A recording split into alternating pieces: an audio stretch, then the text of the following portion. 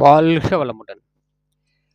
அருட்பெயராற்றல் இரவும் பகலும் எல்லா நேரங்களிலும், எல்லா இடங்களிலும், எல்லா தொழில்களிலும் உறுதுணையாகவும், பாதுகாப்பாகவும், வழி நடத்துவதாகவும் நம் அனைவர் வாழ்விலும் அமையுமாக. அன்பர்கள் அனைவருக்கும் பாலாவின் இனிய வணக்கங்கள். நீங்களும் உங்கள் அன்பு குடும்பமும் வாழ்க வளமுடன்.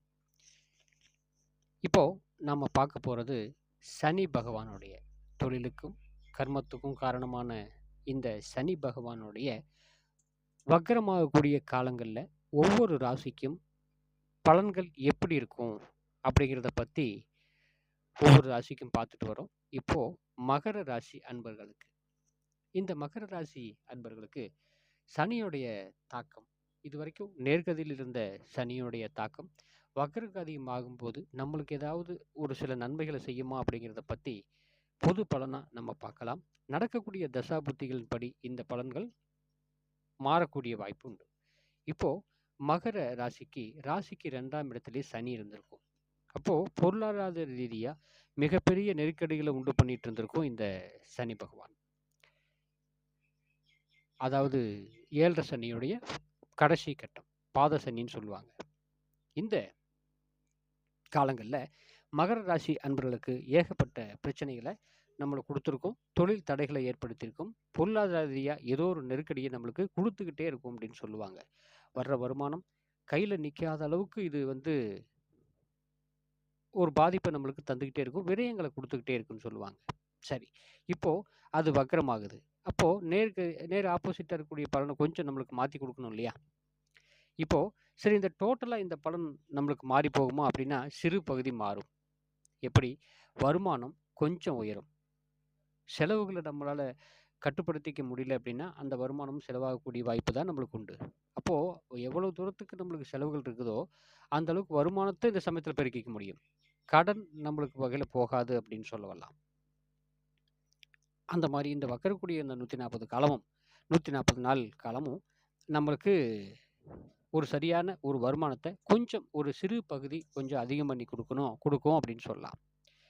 இப்போ இந்த வக்கர காலங்கள்ல இன்னும் என்னென்ன பலன்களை கொடுக்கும் அப்படின்னு சொன்னாங்க.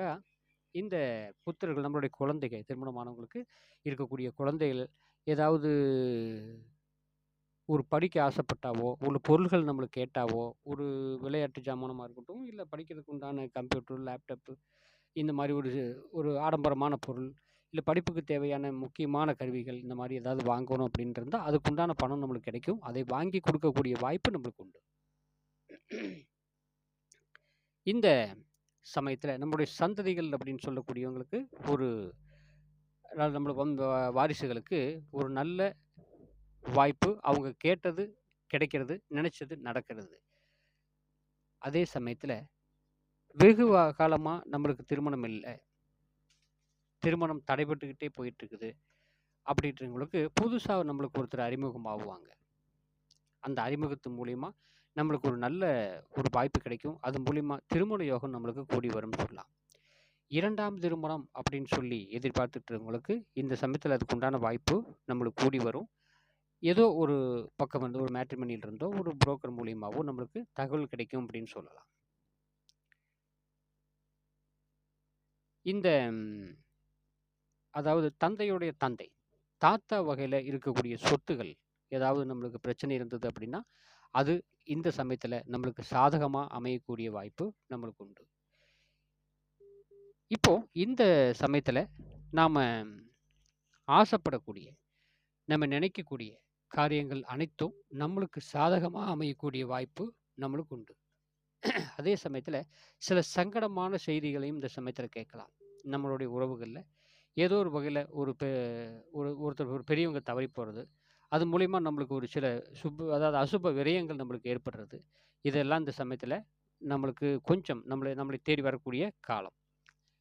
இந்த மகர ராசி அன்பர்கள் இப்போ பெண் சம்பந்தப்பட்ட வகையில ஏதாவது நம்மளுக்கு வரவு செலவு இருந்தாவோ, இல்ல நம்மளுக்கு அவங்க மூலியமா ஏதாவது தேவைகளுக்காக நம்ம அங்க போயிருந்தாவோ, இல்ல இந்த சீட்டு போட்டிருப்போம். ஏதோ ஒரு வகையில நம்மளுக்கு ஒரு வரவு செலவு வச்சிருப்போம் பெண்கள்ட்ட. அவங்ககிட்ட கொஞ்சம் கவனமா இருந்துக்கிறது நல்லது. தேவையில்லாத அவமானங்களும், தேவையில்லாத சில பிரச்சனைகளும் நம்மளுக்கு வரக்கூடிய காலமா இந்த சமயத்துல அமையும். வீண் அலைச்சல் ஏற்படக்கூடியதும், அந்த விரயங்கள் பெருசா நம்மளுக்கு குறையாது. ஒரு சிறு பகுதி மட்டும் குறைஞ்சு நம்மளுக்கு இருக்குமே தவிர பெரிய லெவலுக்கு குறையாது அப்படின்னு சொல்லலாம். இந்த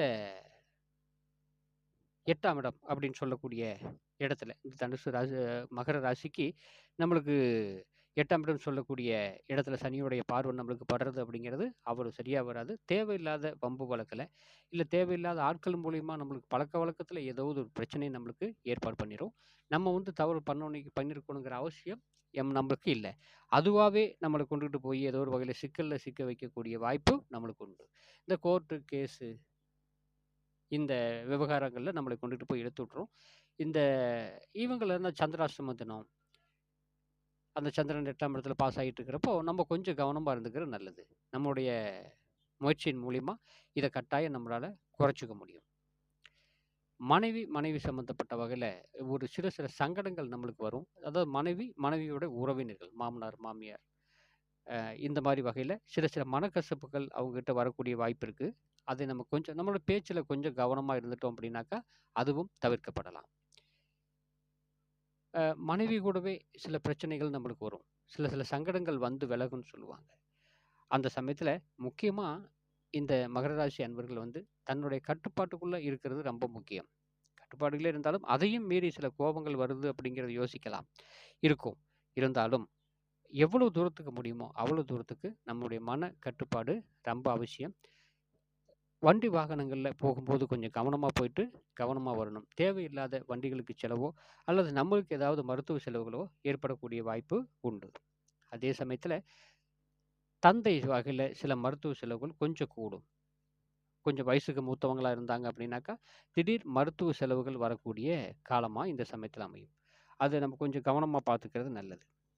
தொழில்ல நம்முடைய வேலை செய்ய போயிட்டு இருக்கிறவங்களுக்கு நம்முடைய மேலதிகாரி நம்மளுக்கு மேலே உயரதிகாரியாக இருப்பாங்க இல்லையா, அவங்க மூலிமா நம்மளை பற்றி அவங்க ஏதோ நம்மளை பற்றி ஒரு கம்ப்ளைண்ட் எடுத்துக்கக்கூடிய வாய்ப்பு. ஏன்னா சுற்றி இருக்கிற நண்பர்கள் நம்மளை பற்றி ஒரு சிறு கம்ப்ளைண்ட் அங்கே பண்ணியிருக்கலாம். அதை கூப்பிட்டு நம்ம விசாரிக்கிற அளவுக்கு நம்மளுக்கு வந்துடும். இது பெரிய பாதிப்பு வேலை இழப்போ ஏற்படுறதுக்கு உண்டான வாய்ப்பு இல்லைனாலும் கூட சிறு மன உளைச்சலை உண்டாக்கக்கூடிய காலமாக இந்த மகர ராசி அன்பர்களுக்கு நம்மளுக்கு அமையும். பொதுவாகவே இந்த சனியுடைய வக்கர காலங்களில் ஏற்கனவே இருந்த பிரச்சனைகள், தடைகள், தாமதங்கள் இது எல்லாமே இந்த சமயத்தில் ஒரு 25% 30% குறையுமே தவிர முழுசாக நீங்கிறதுக்கு வாய்ப்பு ரொம்ப கம்மி. ஒரு சிலருக்கு நடக்கக்கூடிய தசாபுத்திகள் சாதகமாக இருந்தது அப்படின்னா சனி மிகப்பெரிய லாபத்தை கொடுக்கக்கூடியதாக அமையும். திடீர் அதிர்ஷ்டத்தை கொடுக்கக்கூடியதாக அமையும். அதுக்கு நம்முடைய ஜனனகால ஜாதகத்தில் நல்ல ஒரு தசாபுத்திகள் நம்மளுக்கு நடந்துகிட்டு இருக்கணும். பொதுவாகவே இந்த ட்ரிப்பு குருவோட பார்வை மகரத்துக்கு இருக்கிறது மிகப்பெரிய பலமாக இருந்தாலும் கூட இந்த மகரத்துக்கு 3-12க்கு உண்டான ஆள் பார்த்து நம்மளுக்கு முழு நிவர்த்தியை தர்றதுக்கு வாய்ப்பு கம்மி. கட்டாயம் 30% 25% வரைக்குமே எடுத்துக்கலாம். அது வரைக்கும் நம்மளுக்கு சுப பலன்களை கொடுக்கும். மீதி பலன் நம்மளுக்கு இந்த குருவோட பார்வை இருக்க வரைக்கும் ஓரளவுக்கு நம்மளுக்கு குறைச்சே காணப்படும். இந்த வக்கரமான பலன் நார்மலான மத்தியமமான பலன்னு சொல்லலாம் மகர ராசி அன்பர்களுக்கு. வாழ்க வளமுடன். மீண்டும் அடுத்த பதிவில் பாலா.